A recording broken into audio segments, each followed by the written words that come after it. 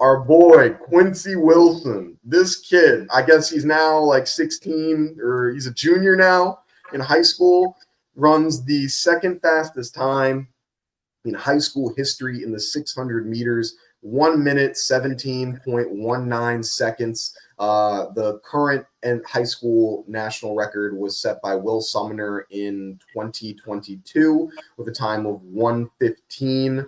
I think it was 1:15.29. What are your thoughts right now on this kid Quincy dropping a 1:17 in the 60 in the month of December? Quincy's not playing around, man. He's not playing around at all. I mean, he had the historic season last year.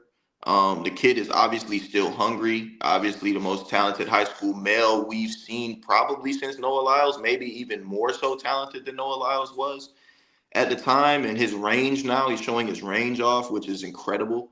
Yeah, I think we should be locked in for Quincy Wilson's 2025 campaign, man. I'm excited for this kid. Yeah, I mean, I'd go as far as I'd say Quincy Wilson is the number one high school track and field prospect that we've ever seen in the history of the world. I mean, he's qualifying for the Olympics as a high school sophomore.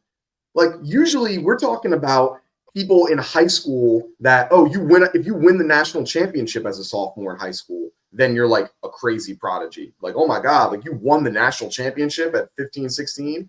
This dude he's winning national championships when he was a freshman. He is now he's winning, he's like in legitimate contention and has legitimate conversations to win a global medal, like in high school as a junior, which is like, we weren't like when we were talking about Noah qualified for the Olympic trials, right? I think even in 2016, he even made, I think, the final in the 100. I think, we had, Sydney McLaughlin who made the Olympics. So it's like, I think he's in that air now. But remember, Sydney McLaughlin made the Olympics as a senior. She didn't do it he did it as a sophomore. And now he's going to he'll probably be in that contention to make like an individual team, like as the individual in the 400 this year as a junior. And he's still going through puberty, man. Like this, he's still getting hair on his chest. Like he still ain't got a shave yet. Like wait till this man's like, when he's in a couple of years, like, yeah, he's in my mind, he's definitely the number one prospect that we've seen out of high school. 1:17 is crazy. Like that's a lot of high schoolers aren't running that in the 500 meters. Like he's doing it as a 6. That's nuts, bro. That's nuts. Yeah, bro. Kudos to him, man. This kid he's just special, bro. He's just special, man. What have you done a 600 at all? Like my first track race ever was a 600. My first event ever was a 600. I remember I ran 1:28 in my very first event ever. This kid just ran 1:17. What's it like? Because is that more of a sprint? Like I wasn't asking you like he's beating you type of thing. I was more asking like is it more like sprint or distance? Like where has it changed over of like I don't know if is it more, hey, it's a really long 400 or it's a really short 800. At that point, I'm not sure. I feel like you got to run it as a sprint for sure. Okay. Like that distance, you got to run it as a sprint if you want to put a good time down for sure.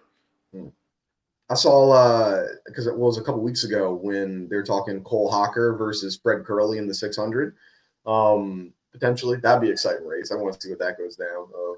But yeah, I feel that's crazy, which makes me think, hey, I want to see what's Quincy running in the 800 right now.